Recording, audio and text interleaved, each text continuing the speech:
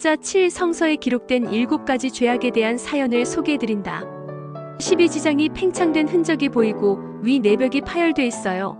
배가 터질 때까지 먹었단 말이요. 그럼 폭식으로 죽었나요? 계속 음식을 먹여서 서서히 고통을 가한 것 같습니다. 검시관에 따르면 12시간 동안 계속 먹은 것 같습니다. 영화.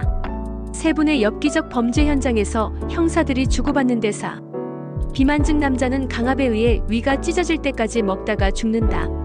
악덕 변호사는 시칼로 살을 1파운드나 베어낸 뒤 죽어있다. 은퇴를 일주일 앞둔 흑인 노 형사. 윌리엄 소머셋 모건 프리먼은 지적인 사고 능력을 갖고 있는 범인이 자행하는 연쇄살인이 시작됐음을 직감한다.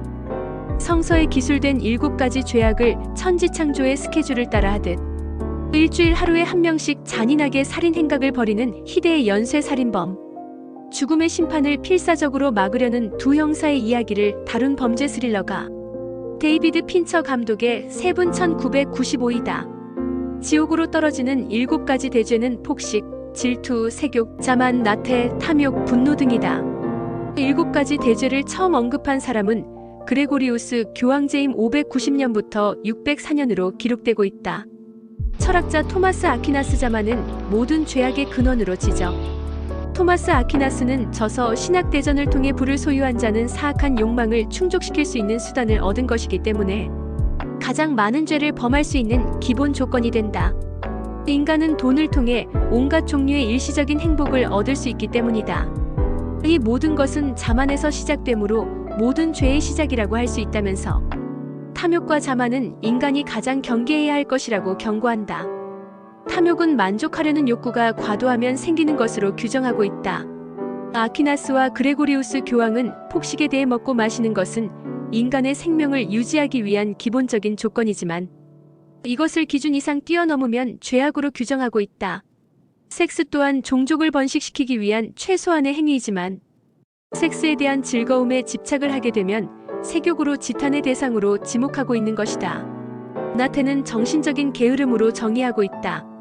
에덴 동산에서 평화로운 생활을 하던 아담과 이브를 타락으로 이끈 것은 뱀의 질투였다. 이것은 세상에 죄와 죽음을 가져오게 됐다고 지에서 2장 24절에 언급하고 있다.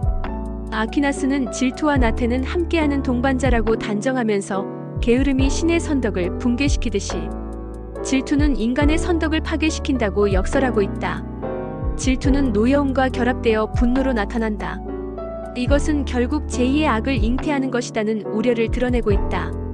아퀴나스의 사상에 영향을 받아 지필된 것이 13세기 이태리 시인, 종교인 예언자로 활약했던 알리기에리 단테의 신곡 1307이다. 신곡 연옥편에서는 인간은 죽음 이후 생전의 죄값을 치르기 위해 힘겨운 노동을 하면서 대죄를 상징하는 7개의 층계를 올라가고 있다고 표기하고 있다.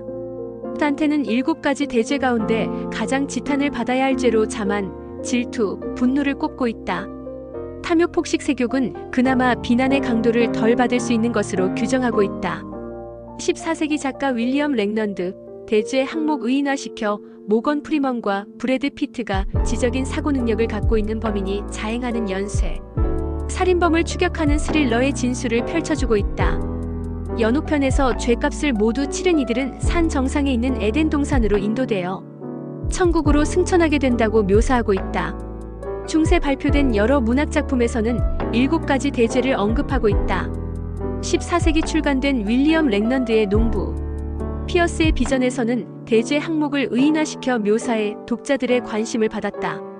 일례로 폭식이 교회를 가던 도중 맥주집의 유혹을 떨치지 못하고 있으며 성직자 나태는 성서보다는 로빈 후드에 더욱 탐독하고 있는 것으로 설정해 놓아 눈길을 끌고 있다.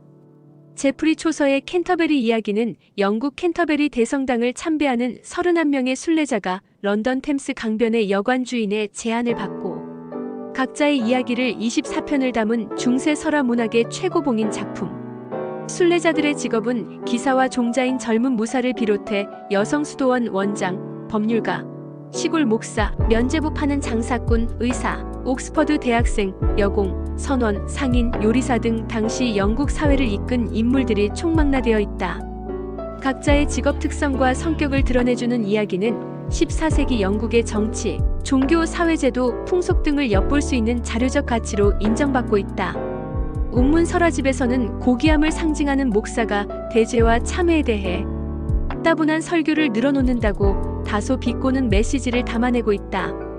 공포와 네오 느와르 요소를 결합시킨 스릴러 영화로 평가받은 세부는 뜨거운 반응으로 여러 문화적 여파를 가져온다.